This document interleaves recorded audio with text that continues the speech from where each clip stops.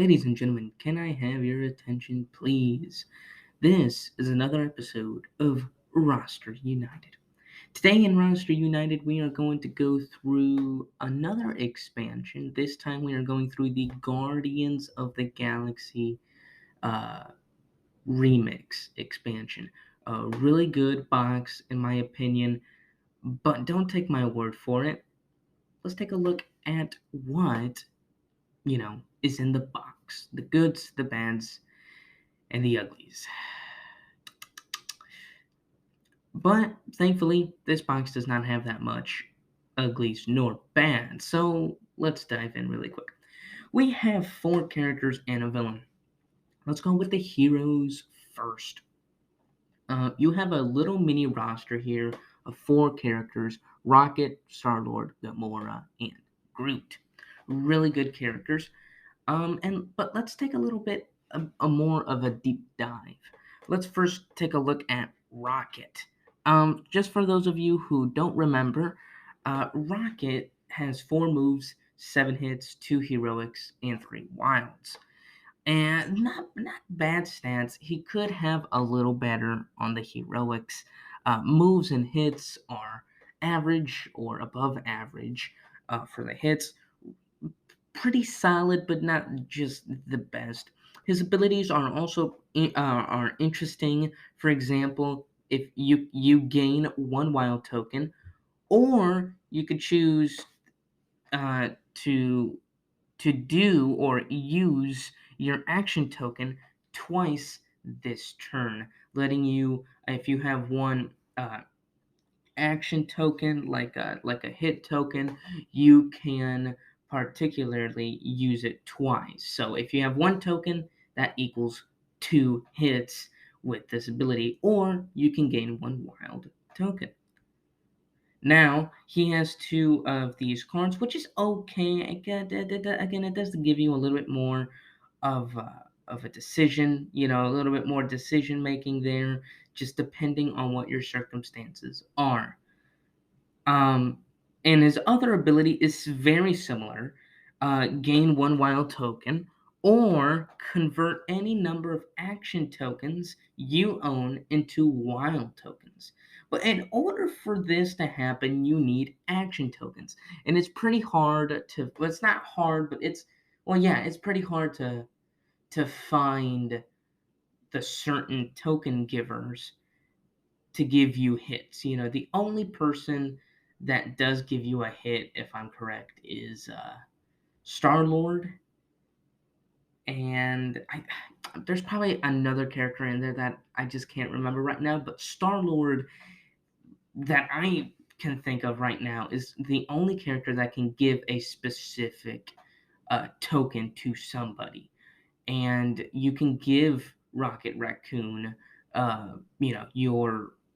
your hit tokens in order so he can, convert them into wilds.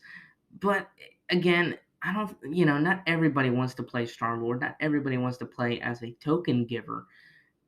And that's an essential piece for Rocket. Rocket needs somebody to give him those coins, or, tokens, just to feed his engine so he can keep on going. It's pretty hard to get that. Two symbol cards isn't that good. Overall, a three for me.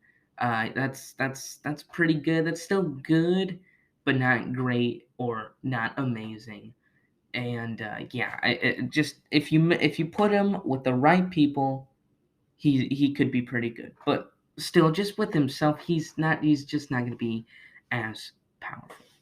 Let's move on to Star Lord. Star Lord, the leader of the Guardians of the Galaxy. He has five moves, two hits, five heroics, and six wilds. All around, a nice stats. Now, why aren't I picking on the two hits on his stats? Well, I don't really care much about that because Star Lord has six wilds. He can easily turn those wilds into hits if necessary. But Star Lord is a really supportive character, a token giver. His ability, he can give a hit, heroic, or move token from the pool to another hero. Now, you must choose one. You can't choose all three of them. Really good character. He's what I like to call a medium overall character. Not the best, not the first overall character, not the low overall character. He's just right in the middle of that class.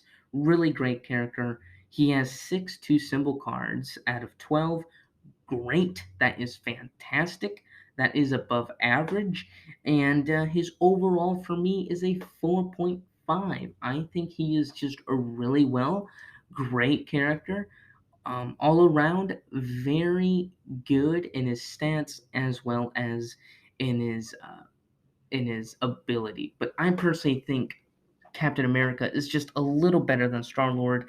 Captain America might not have 6 wilds, but he has just a lot. He's a little bit more all around, like you would expect.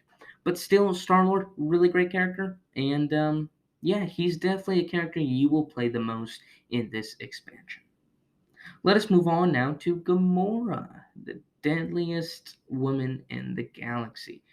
Gamora has 4 moves, 7 hits, 3 heroics, and 3 wilds. Pretty interesting stats, but not really as good. We see her heroics, they're just below average. Her hits and moves are average, above average, really well. Uh, and wilds, of course, is just average with the number 3. Really, I mean, decent, especially for Gamora. You wouldn't think that she would be very heroic. She'd be a big hitter, and she is. But Gamora, again, just the problem with Rocket that you need to feed him with tokens.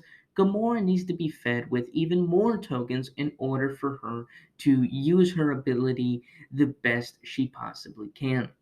It says here each wild token or hit token you spend this turn gets you an additional hit action. This is amazing, but sometimes you might not find the use of using 4 or 5 hits. You can, especially if you're fighting against like the Sinister Six, or you're fighting against Kingpin, or anybody like that. I can see that that ability can be really good, but just overall, it's an okay ability. If you're playing Gamora with just any other character, fighting against a random villain, you might not go that far. You might not even win. You just might not even win. But if you feed her those tokens, those wild tokens or those hit tokens, you could get those extra actions. She could do a lot more. But I wish she had this ability that helped her with her heroics instead of her hits, because she has enough hits. 7 hits, that's really good, compared to a lot of other hit characters, as well as her moves are pretty fine. Her ability just needs to be fixed. I don't see the reason in why giving a character that already has lots of hits, give her more hits. I don't see the purpose of that. Again, I can I know that it's a good ability against, again, with minions, or with threat cards with minions, right? That you need to get them down, or villains like that, or just plain out clearing a location. I understand that, but everything else is it's just not going to work out smoothly. A, you would waste tokens, or B, you will waste additional hit actions. Both things are not good. So Gamora, you might play with her a couple of times, but maybe in your third or fourth time, you will probably see what I'm saying. Maybe you don't. Maybe you see it differently. I would like to know. Um, but yes, no, I think Gamora is just okay. I think she does have 5 symbol cards, which is average for a hitter. You don't really see that, but she is average on 2 symbol cards, which is pretty good. But other than that, she's not going to be that great. I gave her a 3.5. Um, yeah, um, yeah, A for effort, I guess.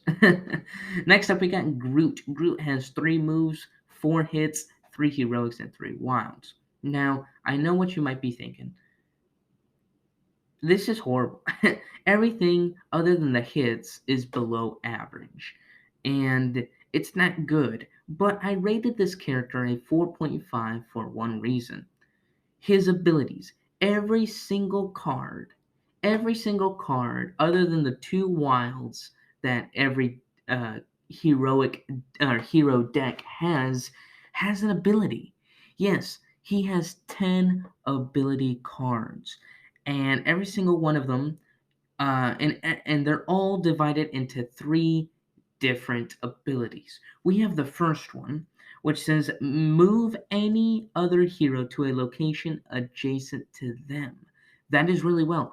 Get move any hero into a place where they need to go, right? Get them closer to there so they don't have to waste more cards in order to get there, or more symbols, and things like that that can get a little tricky. With Groot, move them closer to that location that they need to be, or whatever the circumstances, you can get them there. Also, you have you and another hero deal one hit in your respective locations. Not only do you hit in your location, but you can also hit in another hero's location. That is really well. That is really well. Such a great card, and man, I mean, basically you are do yeah, I mean, basically you are hitting in another location. That can be 3 locations away, that can be right next door, that can be 2 locations away. Whatever it is, you are hitting and you are hitting twice in 2 different locations, plus the hit symbol in the card with Groot. So you're basically hitting 3 hits in one turn, which is pretty well, especially since you have that range and that selection of other heroes around the board. That is pretty cool. I do like that. I do like that ability. Honestly, that has saved me, as well as a bunch of friends of mine that have played this game. Um, that has saved us a lot of times using that ability. And we're not even done yet. Groot still has one more ability, which is probably one of his best ones. It says here, you and another hero draw one card. How about that, ladies and gentlemen? You and another hero draw one card. Not only do yourself, but you can also not only you heal another player, you can also heal to yourself. That is really amazing. I remember one time I played with a family member, and they were playing with, and he was playing with Groot, and believe it or not, he drew his first 3 cards were this ability where you and another hero draw one card, and we literally started out our game. Throughout a few rounds, we started out with 7 cards already in our hand, which is really amazing. We took hits. We sacrificed a lot of cards. We sacrificed damage. We aren't KO'd. Groot is just phenomenal. He is such a great team player. Sadly, though, he does not have any 2 symbol cards, um, nor again does his stats are average or above average. But I just thought with his abilities and how he doesn't just help himself but other players as well, that is just fantastic. Fantastic, great character. Again, if you are a supportive character, or just whatever, Groot kind of fits in any team. I have played with Groot. I have played with Groot alongside with him, and oh my gosh, he's just fits in every team, no matter what crazy team you have. No matter you know the insane selection that you choose for a duo or for a trio, Groot just fits there, and he can do a lot. And there's a lot of thinking and strategy for Groot. So great character, 4.5. This is a character you will play a lot with, not just Star Lord, also Groot. Now let us move on to the villain. We have Ronan. Ronan is basically just a little summary for you. Ronan is going to try to knock you out. He's trying to knock you out. Four knockouts, and your entire team loses. So his overflows, his BAMs, they're all damage. So that's why bringing in Groot and other characters such as Shuri or Better A Bill that can heal themselves or others in against Ronan is going to be very important. So yeah, it's amazing. Ronan is a fun challenge. I have played with him. I've played with Ronan a couple of times. My record is it's not the best, not the worst, but it's truly, I truly enjoy playing against Ronan, and I can see that there can be lots of strategy as well as suspense because you don't know where Ronan's going to go next. You don't know if you're KO'd, things like that, and it's just fun. It's just really fun to play against Ronan. I've had a blast with playing against him. I've had a blast with playing with these great heroes. And yeah, I mean, Star Lord is top 5 character for me. Groot, top 10. Gamora, kind of in the 30s. Rocket as well, maybe in the 40s. Um, so, really, in this expansion, you have some really good characters. You have a really good villain, and also the challenge mode is really well. The challenge mode is called Plan B. Usually for a master, for a what's it called? A not master plan deck. The other cards, the mission cards, right? Where basically when you defeat a minion or a thug, excuse me, or you rescue a civilian, you place that token in the mission card below, right? In order to track how many thugs you have defeated in order to unlock that card and get closer into defeating the villain. Well, for plan B, it adds an extra layer. So instead of defeating 9 thugs, you have to defeat 12. Instead of clearing 4 threats, you have to clear all 6 of them. And instead of rescuing 12 civilians, instead of rescuing 9 civilians, you got to rescue 12. Basically, it's just, my goodness, it's just giving you that extra level of difficulty because sometimes I've had experience, probably you guys have too, whoever is listening out there. When you play this game, sometimes thugs don't come out, sometimes civilians don't come out, and that can just really mess up your whole strategy and your whole plan, especially with playing Plan B. Again, Plan B, super fun, challenging, really challenging. If you really want to know what a character is made out of or what a villain can really do, play with this challenge. Okay, play with this challenge. It's a challenge. Okay, it does not lie. It is a big challenge, but it's just really fun. So, yes, Plan B, best challenge in Marvel United so far.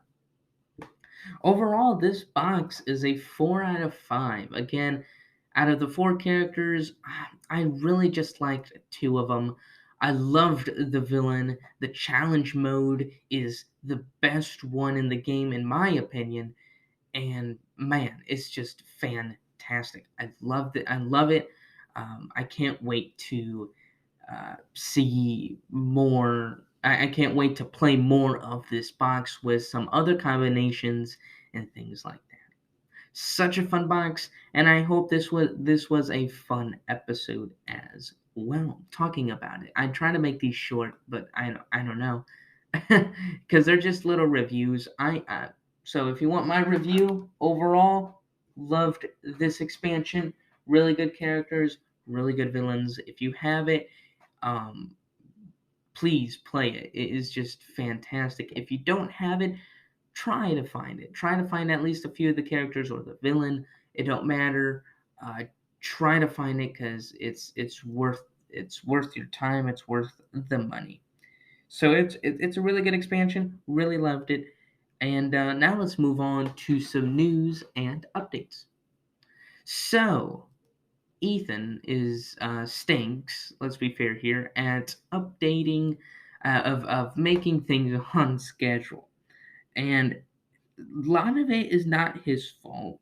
Lots of it is, but this time it isn't. You see, I got invited to do something over the weekend. Now, at the weekend, I was really gonna work hard, and I was going to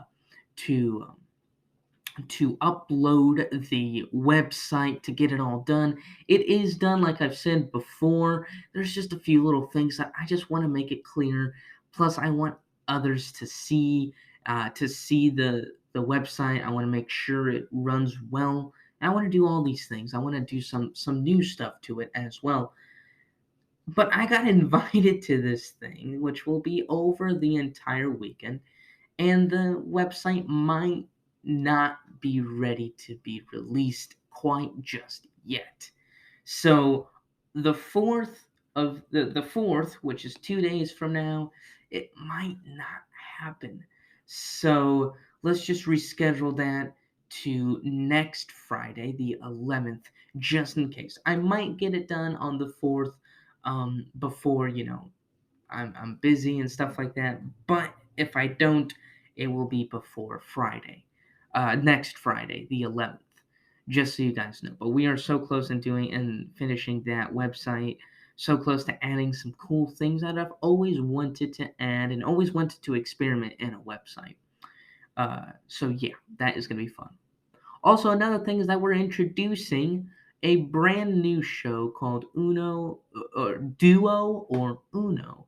It's basically a show where I randomly choose a duo, randomly choose two characters, and choosing a villain, a few villains actually. And basically, what I'm gonna do for a week is I am going to play these games with this duo against these villains. And then next week I will be doing a episode about talking about that duo, talking about what happened, struggles and things like that, just so you have more intel on who to pair up with who. Again, Marvel United is a game about combining characters, finding new combinations with them, and things like that. And it's been really fun. I've found lots of them, but I'm going to put them in the test. And I'm going to give you the full intel of this duo. Should they be a duo or should they be Uno? I'm still working on the title. I thought it was cool, because it rhymed. I had a thing going with hero or zero. Now it's duo or Uno. I should probably fix that. But if you like it, it stays. Okay, it stays. I know it's a little cringy. It's probably a little silly, but if you like it, that's fine. I will continue with that. So yeah. So talking about duo or Uno, I'm going to actually be doing I'm gonna be doing part one right now with you all. Basically, I am going to pick two random characters, which I already did, and let me check who I picked. I picked Storm and Black Panther. Of all the characters, those two were named, and I also was playing against Juggernaut as well, another X-Men United villain. So I have already played a couple of games, but hopefully next week we can talk about the results and see if Storm and Black Panther are a good team. And you can, of course, at home do this as well. I will be picking every week a duo, and I will be playing some games just to see the results. And I am going to be ranking the best duos. I'm going to be doing a little tournament, maybe. I don't know, something. I'm just thinking in the future. But I think this is going to be a really fun segment, and of course we'll keep adding it. It won't just be duos, it'll be trios, a team of threes, team of fours, and just seeing the best ones. But the best part is that it's random, so I can experiment with new grounds. Anyway, ladies and gentlemen, I think that's all the news and updates I have, um, yeah, I think that's it. We are filming. Uh, I am getting the script ready and ready to film the X-Men United Part 3, where we're going to be talking about the anti-heroes and some anti-heroes and going in depth with some more heroes. It's going to be such a great episode, and it might actually be the final episode. Maybe I'll do a part 4 about what we're excited about and things like that. But for right now, we're doing part 3. That is definitely coming, hopefully maybe this week or next week. And I think now that's all I wanted to say, ladies and gentlemen. I hope you have a fantastic day. Um, I am your host, Ethan, and this is Roster Unite.